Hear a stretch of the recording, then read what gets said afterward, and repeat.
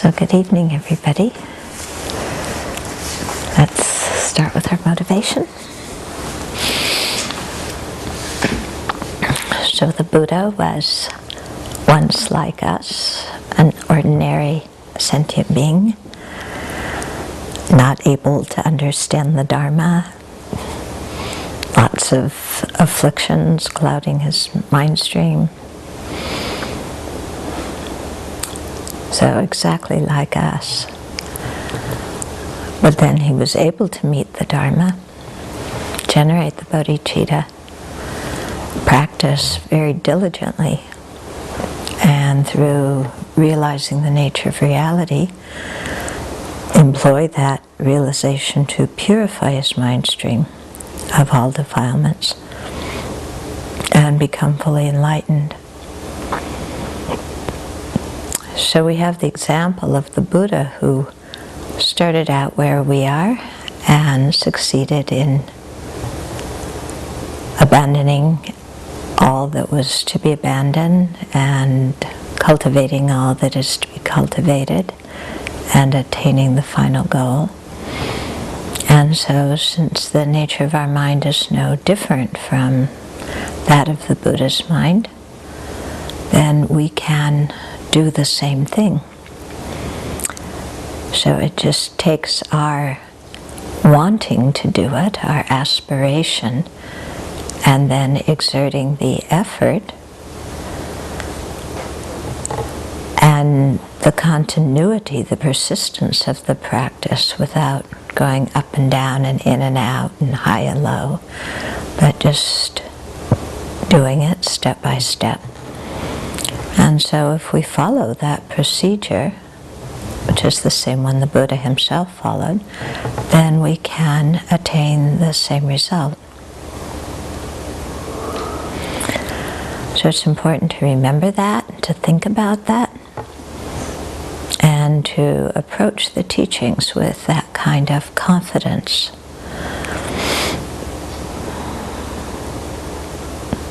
And that kind of aspiration to really make our life highly meaningful.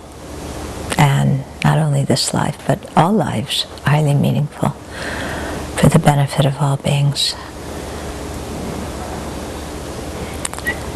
And in that way to banish all discouragement and that mind that feels sorry for ourselves and says we can't do it and it's too hard and blah blah. But really having an optimistic, I'm gonna do it mind. And then just step by step, gradually, gently, but consistently practicing the path.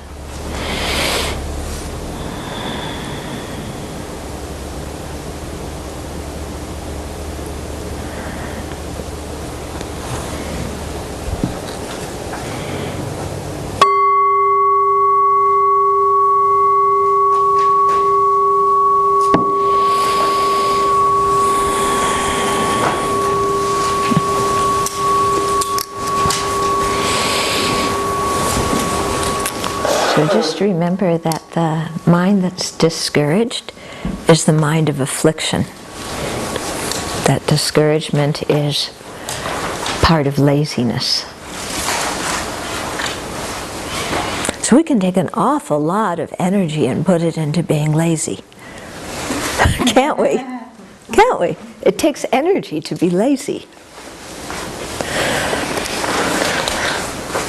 Doesn't it? Yeah, it takes a lot of energy to be lazy. So let's redirect that energy to something useful. Okay, so there were several questions here. So I'll read them out. We'll see if you can figure them out together. Okay. So what is the focal object of a cognizer mistakenly apprehending something that does not exist at all? For example, the Klingon emperor. Emperor. I don't know what the Klingon emperor is. Oh, okay. So what is the focal object of a cognizer mistakenly apprehending something that does not exist, like the Klingon Emperor?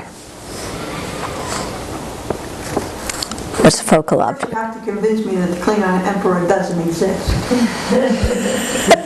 Well, how do we tell that? What is going to determine whether something exists or not? Perceived by mind. Perceived by mind. Yeah, if it's perceived by a valid mind, not just any old mind. Okay, by a reliable mind. Okay, so what's the focal object of that cognizer that mistakenly apprehends? That would be the Klingon, the Emperor.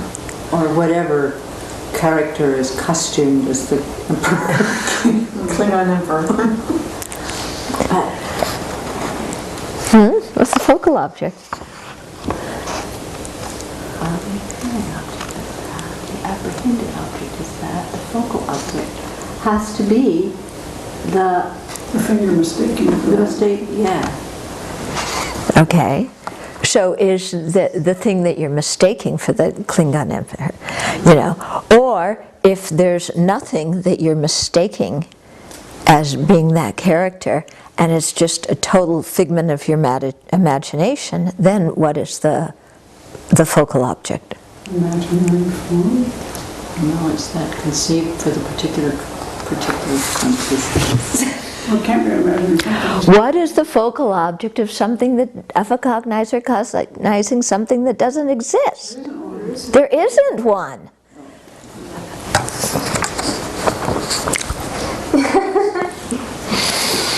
Okay, if the appearing objects of direct cognizers are impermanent phenomena, and the appearing objects of conceptual cognizers are permanent phenomena, then what perceives consciousness and abstract composites? Can you read that Can you again? read that one more time?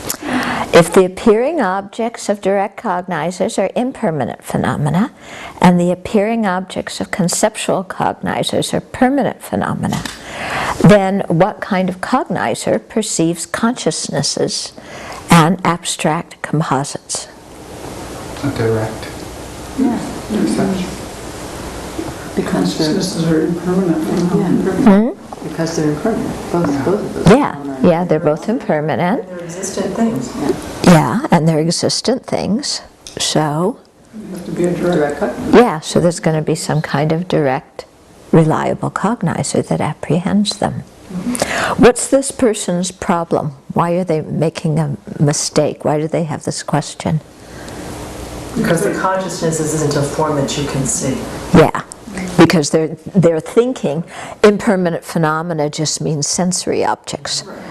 They're forgetting that there's 3 different kinds of impermanent phenomena. Okay. Composites Is one. Is As one. it's Yeah, and consciousness is one, and abstract composites is one. Okay, so that's the problem that that person has. Okay. Okay, so let's look at a general image of something, like Venerable's example of breakfast. When apprehending something as general as breakfast with a conceptual consciousness, while the object that is vividly appearing to the mind is oatmeal, pancakes, or toast, what is going on here? Are the appearing and apprehended objects rapidly changing? That is, from oatmeal to toast to breakfast, depending upon what appears to the mind at a given moment? Or perhaps is the conceptual appearance of breakfast a composite of all the various types of breakfasts we've had, so that when oatmeal and then toast appears, they are apprehended as all in relationship to the notion of breakfast, and thus getting at the apprehended object of breakfast. Could be written Tibetan. You want to translate it into English? Okay, let me give it a shot for translating. Okay, so you're thinking about breakfast. Yeah, so what is appearing to your mind when you're thinking about breakfast? Conceptual image. A conceptual image of breakfast. Okay. Now, what's your conceptual imprint? Appearance or image of breakfast appearance? Jack made yesterday that we'll have in the morning. Okay, and when somebody says breakfast, what do you think about? I think just about the table and all the stuff on it. So it's a whole bunch of stuff in general stuff, okay. And what do you think about? Granola. You think about granola. And what do you think about? Cottage cheese. Cottage cheese. What do you think about?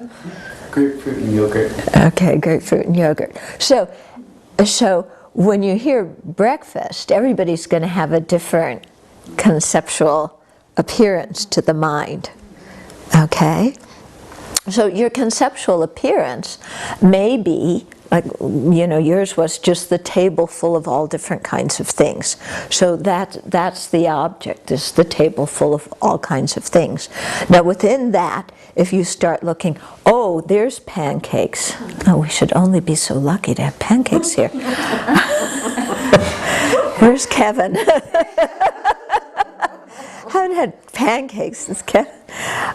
So if your conceptual appearance goes from pancakes, and then you see toast, and then you see oatmeal, and then you see granola, okay, are you having different conceptual appearances? Yes. Yeah. Yes. Yeah. Yeah. And that is different than when you just have the whole general one of breakfast. Okay? So you're going to have, and then if you're thinking pancakes and then toast, and which do I want, and oh, Jack said there's pink grapefruit with cottage cheese. Because you forgot it was two different people who said it, so now you have pink grapefruit with cottage cheese at the top of it. So, what a combo. I'll take pancakes. So you're going to have all sorts of different appearing objects according to what you're specifically thinking about. And it may go back and forth between one thing or another, Okay, like when you sit at a restaurant and you have the menu and you're looking at all the different things there are for breakfast, you might go through and imagine each thing. Yeah, and you imagine each thing and you have a visual and a taste image, and it's not just a visual image, but what's that going to taste like? What's the texture in my mouth? What's it going to smell like? Okay, how's it going to feel when I eat it? And you're going to kind of try each one out, aren't you, when you're looking at the menu? Yeah, and it's all going on conceptually in your mind. You're going to have a whole breakfast before you've ordered anything. And then you think, oh, this one will make me happy. And you order that one because you have a conceptual appearance of that one that seems to give you some good feeling. Right? Then you get whatever it was you ordered. Okay, so you get the pancakes, and it's Venerable Semke who made the pancakes, so they're very dark brown. Bordering on burnt.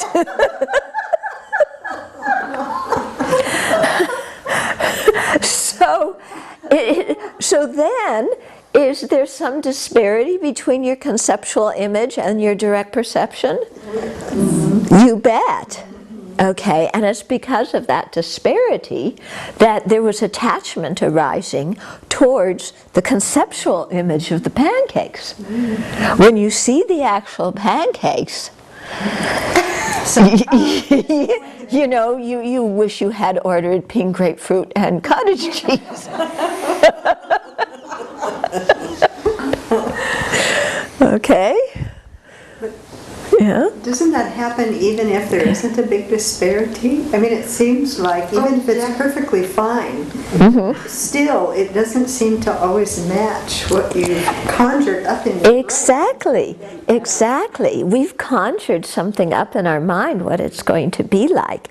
And the actual direct perception of it never matches the conceptual appearance. Sometimes we make the conceptual appearance, exaggerate it, and it's going to be really wonderful. Sometimes the conceptual appearance is like pink grapefruit and cottage cheese, you know, but then it comes, but then you like it, you know. So you can see here how attachment and anger arise. When we exaggerate, our conceptual appearance makes it look better than it is, yeah, then we're going to have attachment for it. Now, when it makes it look less than it is, we're going to have aversion for it. Okay. So, is breakfast a different type of appearing object than a specific? Say that again? Well, when we said breakfast, Yeah. is that different now that we've kind of honed in and become more specific? Is there a different type of process that's going on in the mind from generality of breakfast to, are they all appearing objects, whether it's breakfast? Well, remember we were saying that you could have, here, I mean, you have to specify whether we're talking about direct perception or a conceptual conscious. Okay, because, you know, when you have a conceptual appearance, there's just the general appearance of breakfast.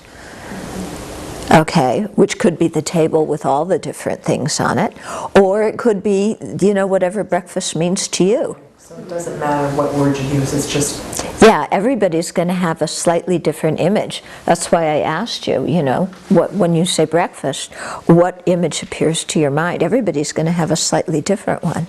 And everybody's probably going to have a different one on different days. Yeah?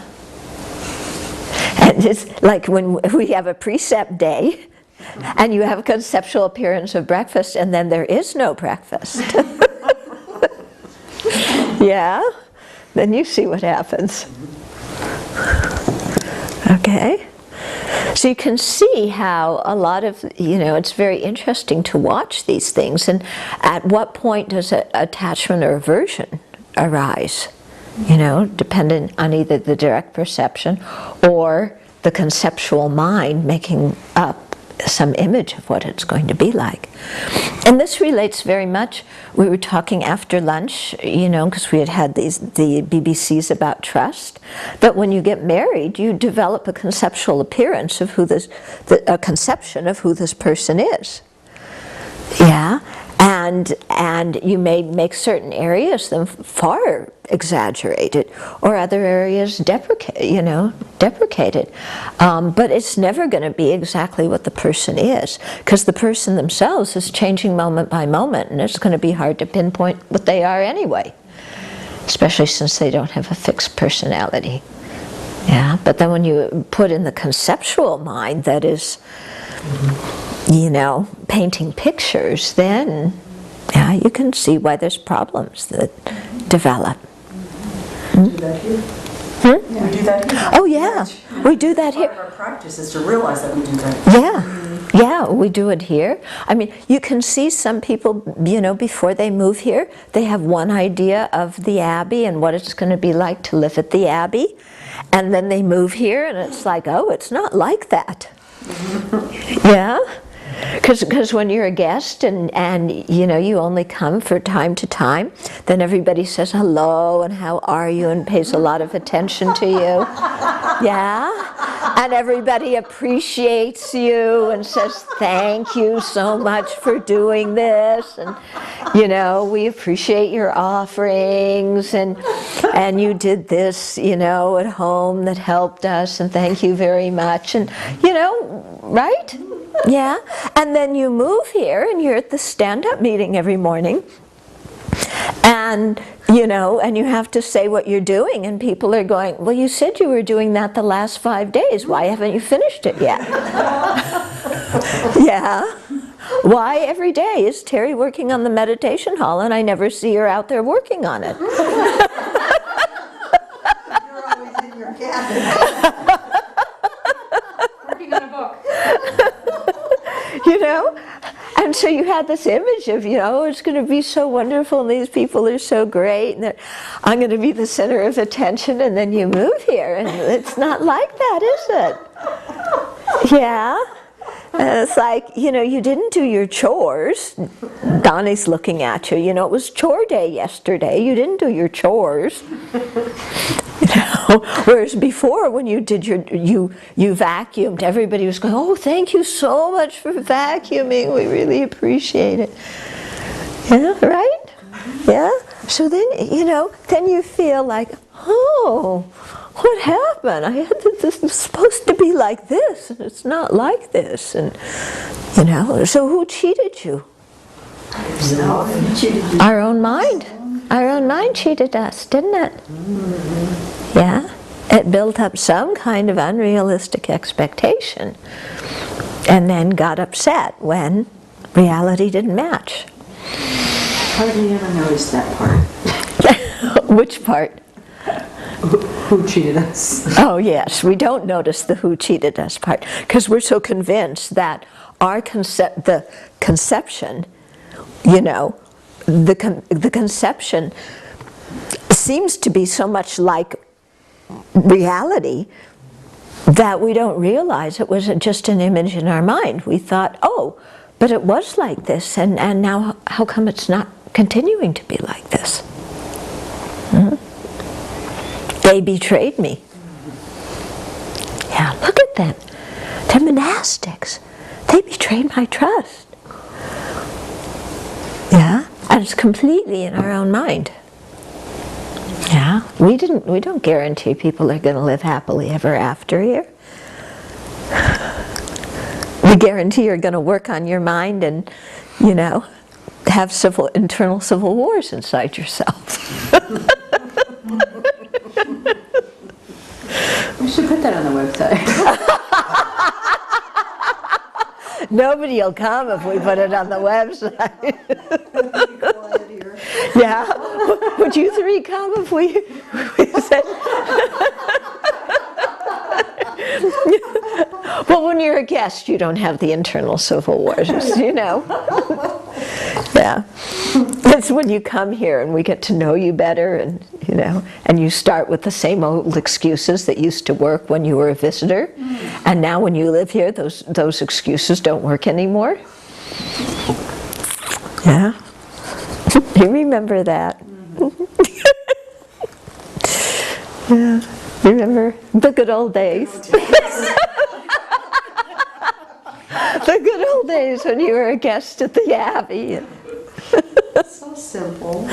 Yeah, everybody was so nice.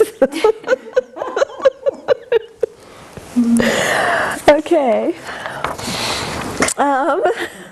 So this person says, I raise this question because it seems to be relevant to meditation on equanimity. I notice that when I try to meditate on and thus apprehend all sentient beings in this meditation, what typically might appear to my mind are the birds I hear chirping outside, whichever dear ones happen to be on my mind, and maybe a hell being.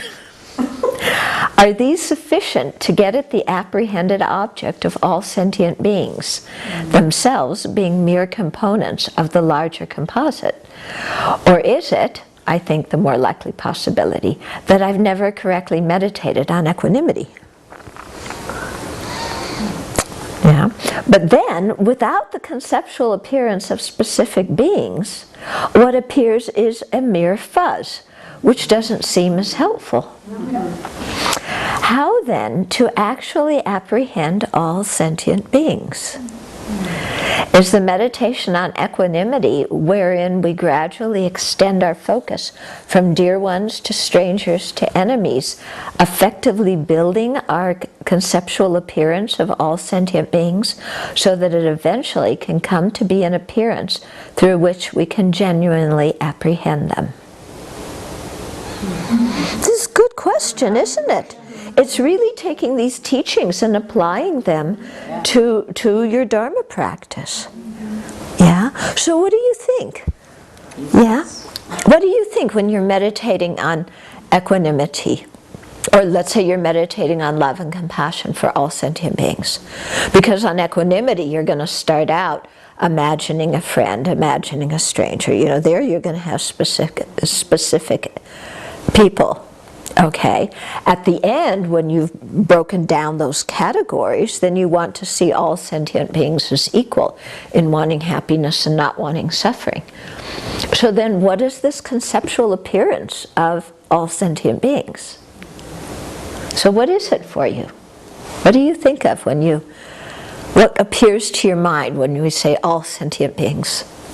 To me, it's the feeling that that we're the same. So getting in touch with what's inside of me and knowing that's in every other being. So I think it's useful to have specific images of different people or different beings, and also to be in touch with my own experience of what I'm trying to say, if it's affection or love, or because then I have to infer. Yeah.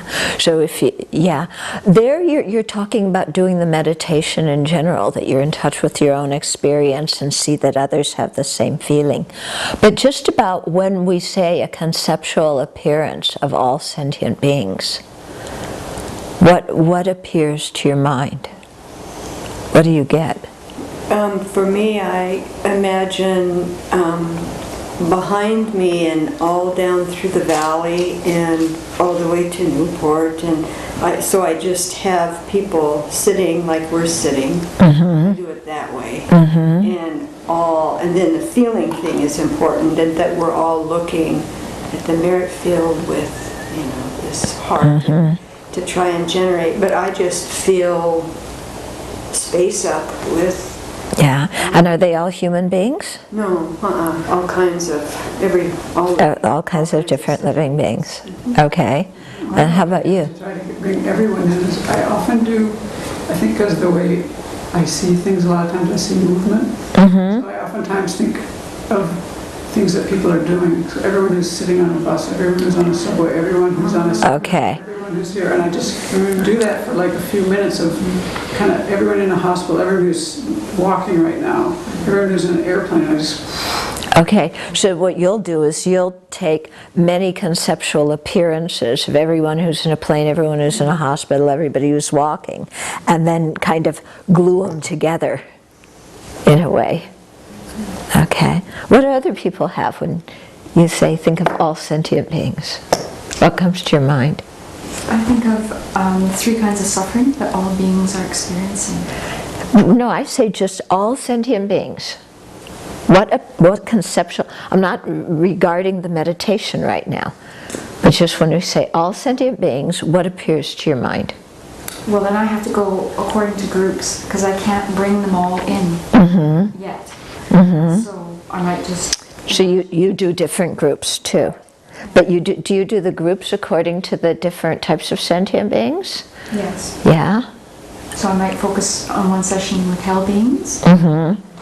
Okay, so according to the different types, which I found out it isn't different. When you talk about the 6 ones, it's not 6 realms, it's 6 types of sentient beings. Oh. Yeah. Yeah. Wow. Yeah. It's 3 realms.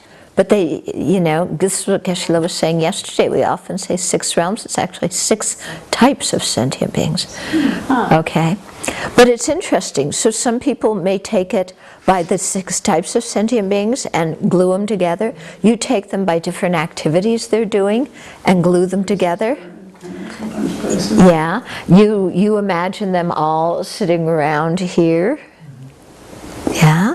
So just even when we say all sentient beings, we're all getting a slightly different thing. And we all may do a slightly different process to get that feeling of like numberless sentient beings.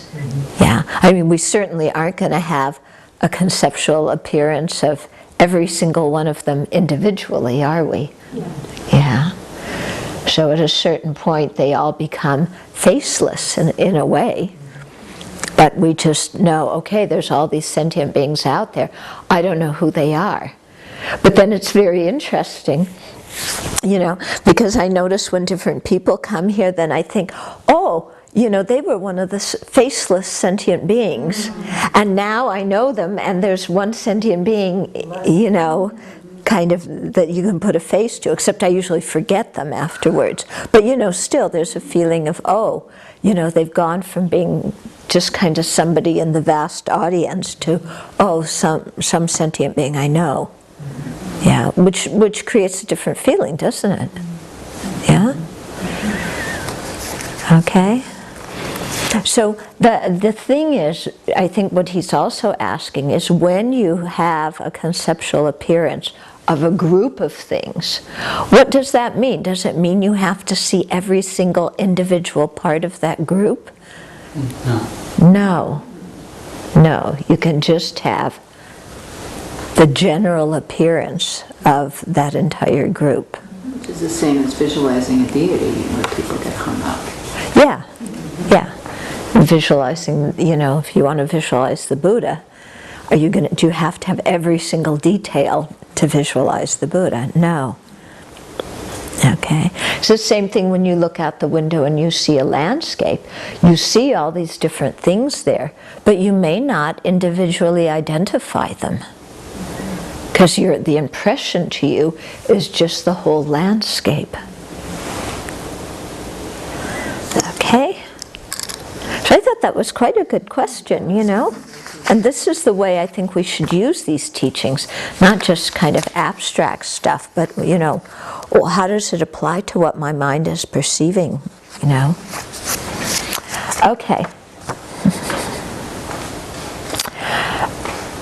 Okay, so the idea here is an eye consciousness perceiving a white snow mountain as blue. What's the appearing object? And sometimes we said it was a white snow mountain, and sometimes we said it was a blue snow mountain.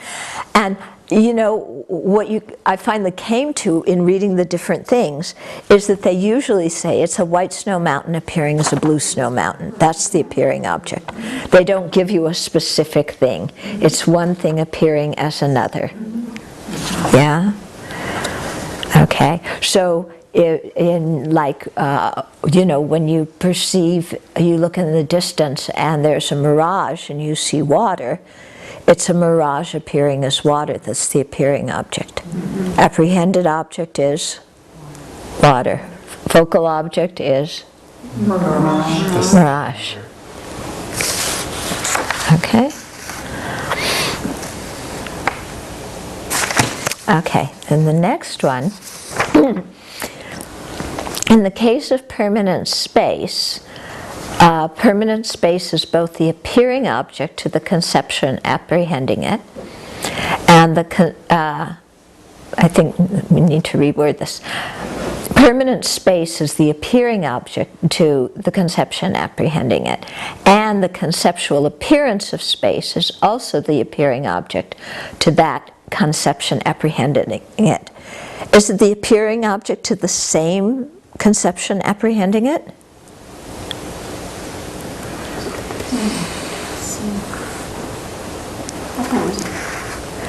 Can you say that again? Okay.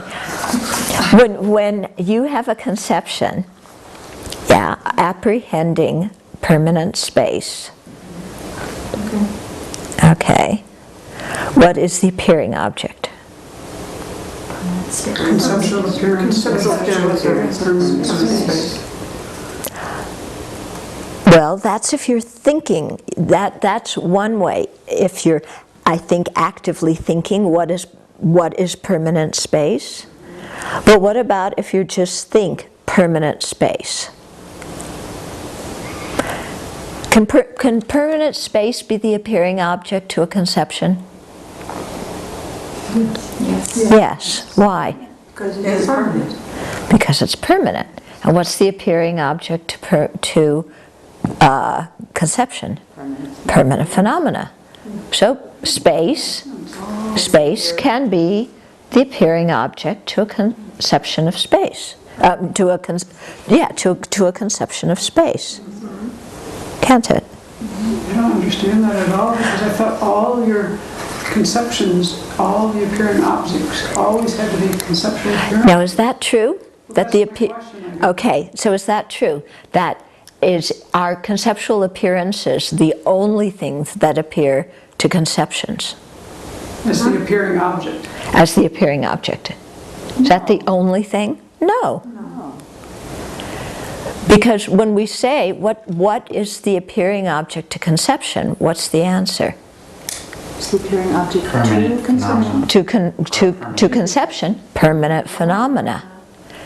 So are there more permanent phenomena besides conceptual appearances? Yes. Yes. What you're thinking of is if a sense object is going to appear to a conception. Then you have to have the conceptual appearance of the sense object. Okay?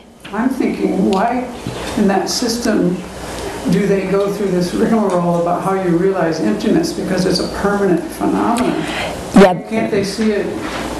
You're saying, with what you're saying here, then there would be no reason why they couldn't. Well, yeah. I mean, It's like it blows apart reasoning. Yeah. Well, except they say that in the Sautrantrika, to realize selflessness, you realize it implicitly, not directly. Right, because Yeah. direct things realize impermanent things, Right. but even just to have the Yeah. conceptual appearance. Yeah, so the conceptual appearance would be of selflessness for the Sautrantrikas, but that wouldn't be the full realization of selflessness. Because you want to have a direct perception of something for the deepest level of understanding of selflessness. But because they say selflessness is permanent, you can't have a direct perception of it. So they say what you have is a direct perception of impermanent phenomena that are changing, and implicitly you know that there's no self in them. Okay, but that's this particular system. The way you just said it made sense. The way you just said it actually made Yeah. sense. What's the definition of conception then? Okay, what's a conceptual mind? It's one that relies on the conceptual. Appearance, one that You have it not relying on a conceptual appearance, no. no, conceptual mind is one that apprehends permanent phenomena. Yeah. So the thing you're thinking of is that if it's a permanent phenomena, it has to be a conceptual appearance. That's not correct. Right. That's where you're getting hung up. Where Yeah. I'm getting hung up is when we talked about the horn of a rabbit last week and said not an object of conception in general, but can be an object of conception for that particular conception. Right. So conception's got a verb, which means that conception's doing something like apprehending. They're just distinguishing, the rabbit's horn is not an object of apprehension of conception in general because it doesn't exist. But if you have a specific mind that is thinking of a rabbit's horn, okay, So particular conception means a particular mind. a particular mind, What I need a conception is somewhat synonymous. that particular mind that is apprehending a rabbit's horn, yeah, okay, so, can be an object of conception. yeah, well, See, I'm getting confused because Yeah, conception, I want to say mind, yeah, particular mind. okay, when you have a conception of a rabbit's horn, okay, to that mind, how was it they said it? Read it again. The horn of a rabbit is not an object of conception in General. but can be an object of conception for that Particular mind. conception apprehending. Yeah, so for that particular conception that's thinking rabbit's horn, okay, then you can say that It's an object. It is an object of conception of that mind. of that mind, but it's not an object in general. Right. Conceptual object. But what I'm getting at is when they say particular conception. It means one particular mind. When you're sitting there thinking rabbit horn, Okay, it's not a thought, it's the mind that's actually apprehending it. It's a particular a thought is a mind apprehending it. A thought is a consciousness. Okay, that's See, it's interesting because in English, do we think of thought as the consciousness apprehending it, or do we think of a thought as the object that's being apprehended? both. This being Well, we both. But we use it in both ways, don't we? It can mean, thought can sometimes mean the subject and sometimes mean the object. And in this place, it's the subject. It's the subject. Yeah. Okay, let's go on.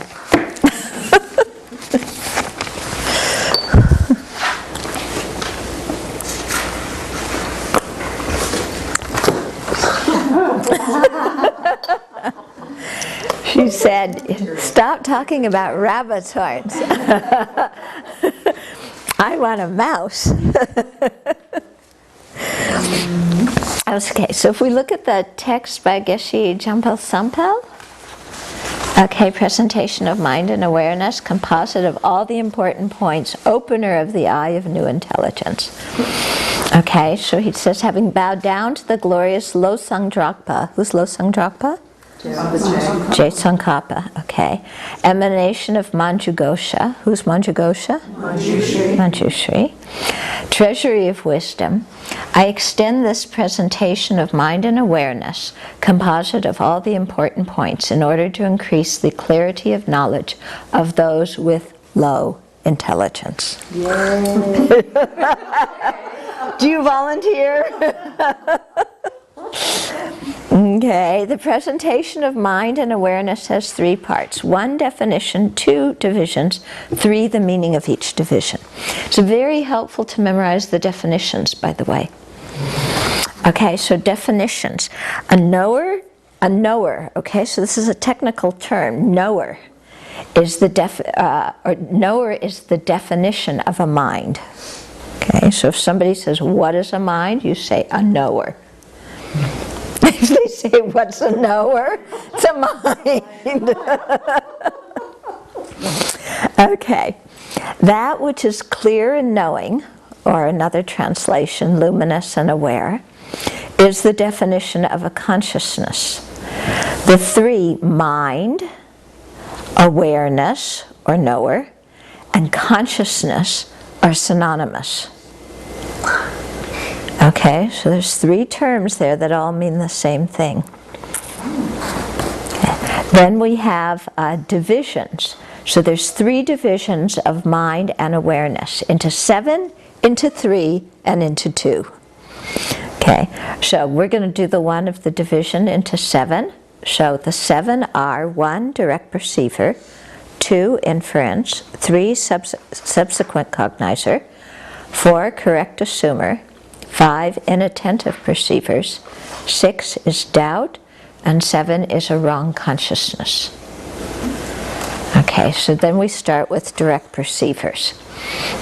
Okay, so the explanation of direct perceivers has 2 parts, definitions and divisions. So here we're coming with the definition. An unmistaken knower that is free from conceptuality is the definition of a direct perceiver. So unmistaken, okay, it's unmistaken in terms of its appearing and observed objects. There's no erroneous element in what is appearing to the consciousness. Yeah? About that, the way this is used here, because it seems like they're kind of using the word mistaken in a way that we don't usually use it. What do you mean?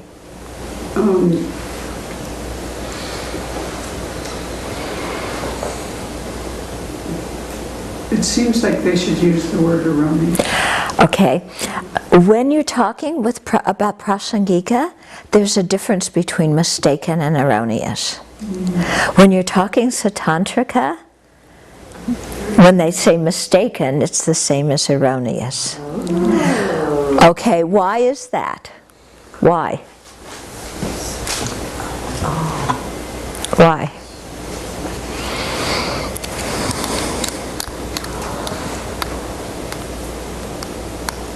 Let us think for a little bit.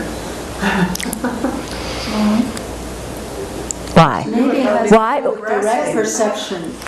In prasangika, in what context do we make a difference between mistaken and erroneous? Appearances and ultimate reality, their ultimate nature. Yeah. So if there's an appearance of true existence, what is it? It's mistaken. If you're grasping that appearance as true, then it's erroneous. Do the Satantrikas accept true existence? Yes. Yes. But not the appearance. So are they going to make a difference between the appearance of Because they don't, true existence? Are they going to call that a mistaken mind when true existent objects appear to the mind? Are Sautrantikas going to say that's mistaken? No. it's not. Yeah. Okay, so when they say it's mistaken regarding the appearing object, they mean that the scarecrow's appearing like a person. Yeah, it's the same as erroneous. Whereas for prasangika, if you say something's mistaken in terms of the appearing object, it usually means that there's the appearance of true existence. Okay, but the Sautrantikas say there's nothing wrong with the appearance of true existence. True existence exists. That's a correct appearance. It's not mistaken. What are you talking about? Okay? So you could hear right away, you see a big difference in the schools, don't you? Yeah. So what that means is when we look out and everything we see, okay, everything looks like it has its own entity from its own side. You know, that's Jack from his own side. This is a room from the side of the object, right? That's a window from the side of that thing. You know, we don't look at things and think, oh, they depend on causes, or they depend on parts, or they depend on being designated. So we're all Tantrikas. Well, here is why you can see that when you study the different tenet systems, why you start with the lower ones, because they correspond much more to our normal way. Yeah? Because, you know, when we look at things, we don't doubt that what is appearing to us exists, whether it exists the way it appears. We just say, yeah. And even when we pull it apart, like when we talked about building Gautami, you know, we pull the whole thing apart, but then our mind just snaps it Yeah. to that building that's... Right, and it's there from its own side, okay? So, yeah, so the prasangikas say that's a mistaken appearance, yeah? The appearance that something has an essence out there from its own side that makes it what it is a mistaken appearance. She's going after that bug on top of the chair. Thank you.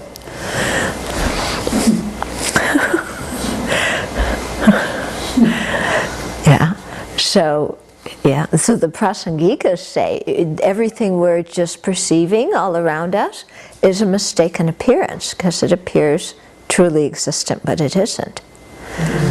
But it's not necessarily erroneous because we can still know a cup is a cup and a carpet is a carpet. If we thought the cup was a carpet, that would be erroneous.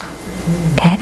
But for the Sautantrika, they don't question the appearance of true So existence. this is written from that viewpoint Right. all the way Yeah. through. Yeah, unless otherwise specified, this is written from the viewpoint of Sautantrika.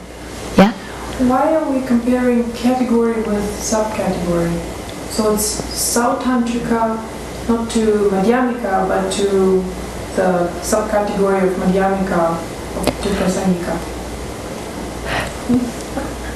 When we talk about different schools, there's Vaibhasika, Sautantrika, that's the one we're talking about here, Chidamadra, and Madhyamaka. So and Prasangika is under the...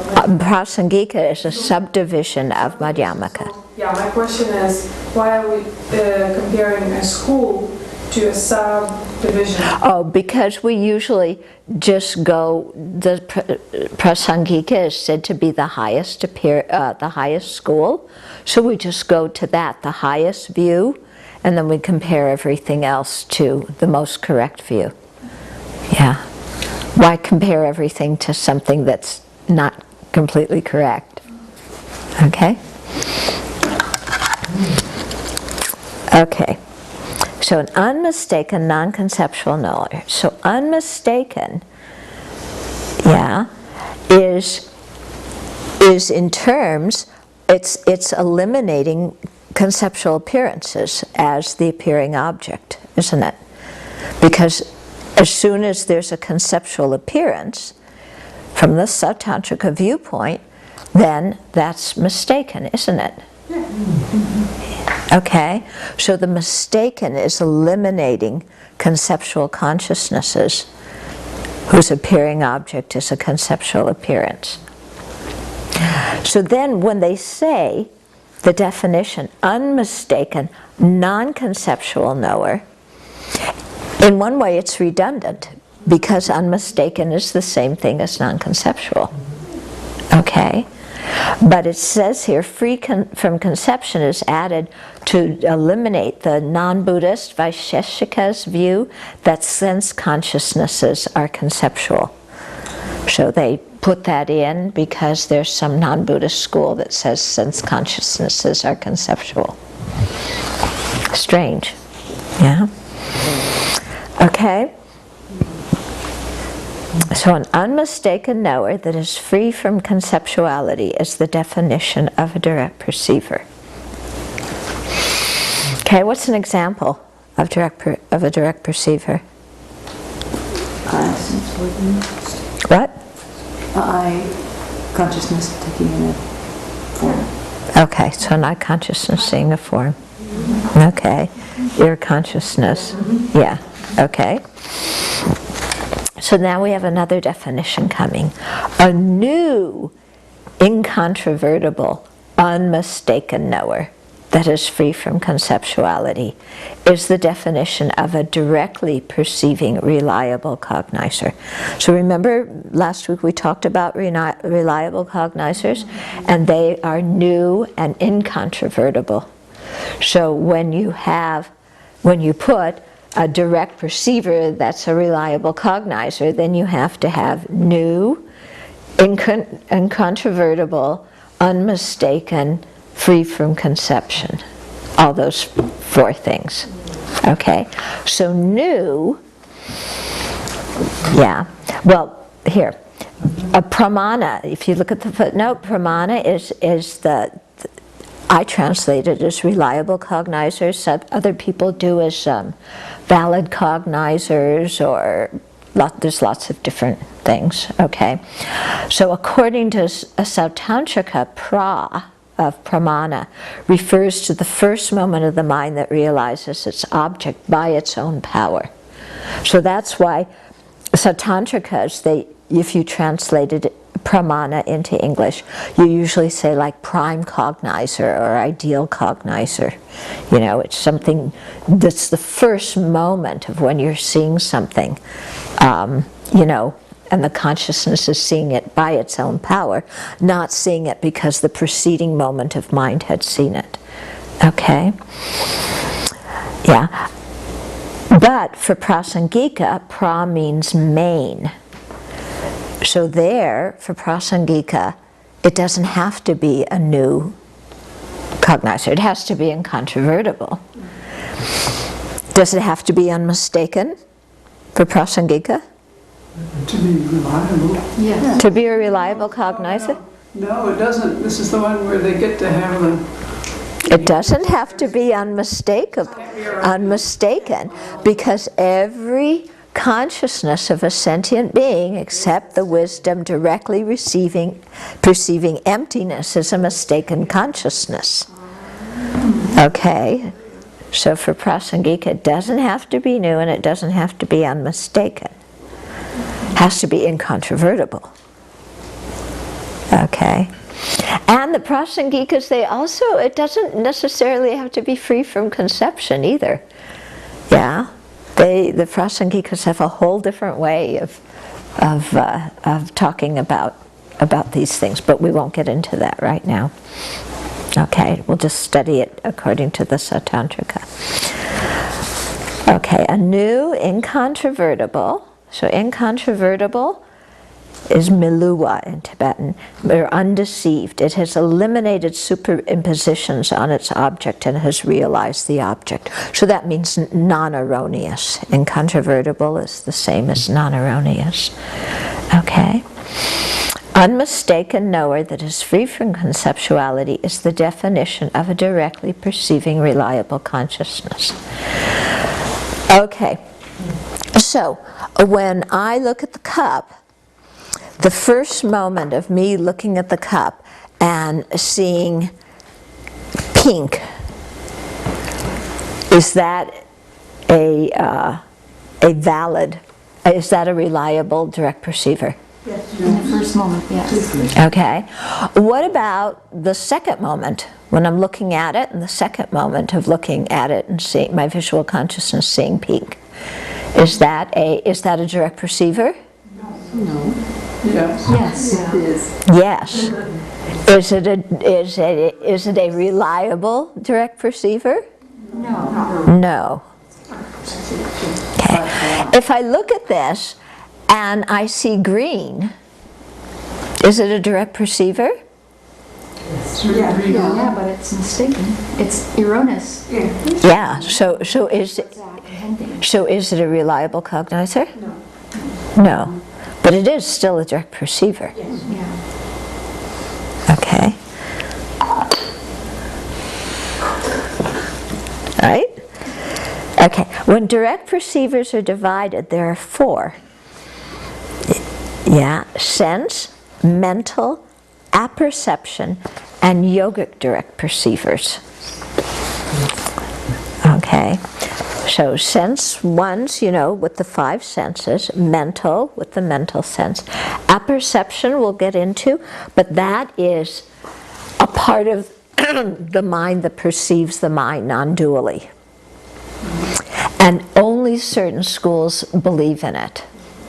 Okay, so the Satantrikas that are reasoning proponents, the Chittamadras and the Yogacarya Satantrikas assert apperception. Everybody else refutes it. Yeah, and the Prasangikas tear it to bits. They don't like apperception at all, but we'll get into that. But maybe I shouldn't have told you that, because That's the same as self-cognizer. self-cognizer, yeah. But the term self-cognizer is sometimes the word here is translated as self-cognizer, but sometimes you find that term in meaning something totally different. Okay, so I think it's better to use apperception, and then a yogic direct perceiver. So those are the 4 kinds. So we're almost at 7 o'clock. I think it's better to stop before we get into something. Any questions? Yeah. Explain why the second moment is no longer reliable. What is that about? Well, because they defined it that the first moment. Oops. This guy likes me. That the first moment. It's very delicate, thank you. Because they defined it so that the first moment is reliable. Because the first moment realizes the object through its own power. Whereas the second moment, you're depending on the first moment to know the object. So they say it's not, it's like just not as good. Yeah. Does that mean, is that hint that conceptuality is starting to creep in there, or that has No. nothing to do with that? No. It's just No. not as fresh. It's just not as fresh. Because it's depending on something else rather than the vividness of the first one. But it's just the way that the school chooses to define it. Because for Prasangika, the subsequent cognizers can also be reliable cognizers. Yeah? How do they define moment? How do they separate first and the next? Oh, that's a very good question. Yeah, it's never quite sure. Moment is one of those words that you're never quite sure what it means. Because sometimes it means, 1/65th of a... 65. Sometimes it's like 1/65th. Yeah, sometimes it's 365th. Sometimes moment just means time period. It just means time period. Let's take a moment. Yeah. Yeah. Yeah. Because they'll say, like, the moment of a liberating path. It doesn't mean that the liberating path is there for 1/365th of a finger snap. It just means for as long as you're meditating with that liberated path. So it's designating, not, with time period, you're designating it. Yeah, I mean, moment just means whatever you want it to mean at that, in that context. Jonathan has a question. Uh-huh. When we talk about the first moment of cognizing something, does that mean just in a particular continuum of perceiving something as opposed to only the first time seeing it ever? Yeah. I remember we asked Geshe-la that too, and I can't remember what he responded. Yeah, if it's just the first time you know the object, or if, and then ever after that's a subsequent cognizer, or if it's the first in just that particular string. It seems to me that it might be just the first in that particular string because it's knowing it by its own power, so there's something special about starting out a stream of cognizer with that moment of first knowing it. Yeah. But I can't remember exactly what the answer to that is. Yeah. Maybe a basic question. If you say you see pink when you look at that, if I see red, what does that mean? Okay. So if I see pink and he sees red, then what? One person's colorblind. No, that's not colorblind. Then what? I mean, I'm right, of course, we know that. I thought your pink was mistaken myself. You thought this was red? You people. You think it's pink? Yeah. Okay. So in something like this, it happens to be something where we're not quite sure what to label it. Yeah? Have you ever thought that when you say, okay, this one we can all agree is red, right? We all know this is red, but do we know when somebody else sees this that they're seeing the same thing we're seeing? We don't know. We're all calling it red, but they might be perceiving purple or yellow or something else. And they call it red because in there, that's how it looks.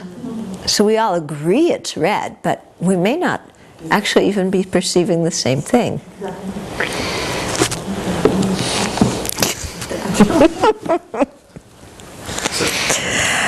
So is that then a direct perception? Huh? Is that then a direct perception? Yeah, it's a direct perception for both people. It's a direct perception. So both of them say, I perceive red. Yeah.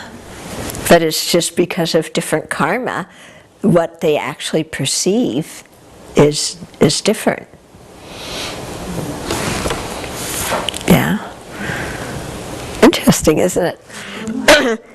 I always think of a kind of gross example, but it works really well. What we look and we say poop, a fly looks at and says food. Okay, both are correct, reliable cognizers in terms of the individual being of a specific realm cognizing it. If I said it was food, it would be a wrong cognizer.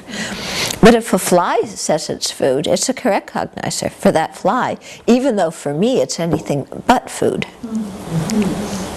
Yeah, so it has to do also with your karma as a particular sentient being.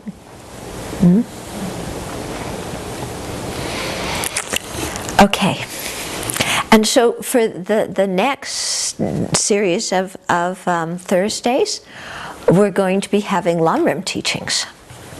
Yeah, which I think will be very good, and try and go a little bit deeper into some of the Lamrim topics. Yeah, and then spend some time meditating on them too.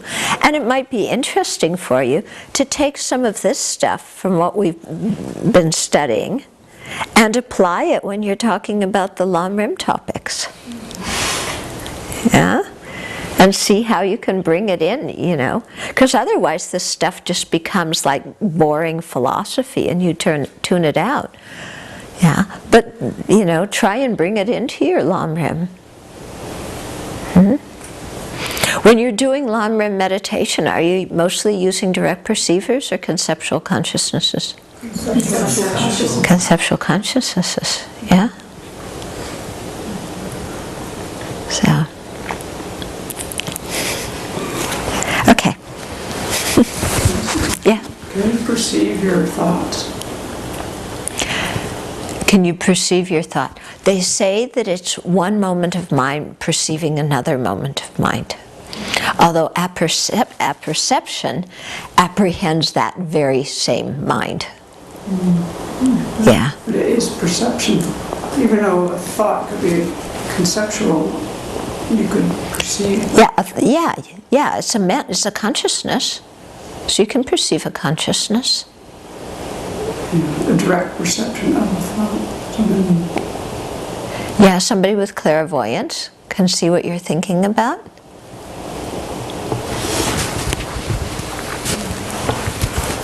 Okay. You don't want them to see what you're thinking. No, that's not what I was thinking. I was thinking that if you have to have a person to actually perceive your own thoughts. But anyway. No, you know your thoughts, don't you? Yes, but if I was just thinking about, I don't know, about apperception. It's like, well, who's looking at the thought then? Just my mind is kind of like, I don't know. Like, yeah. That's all. Okay.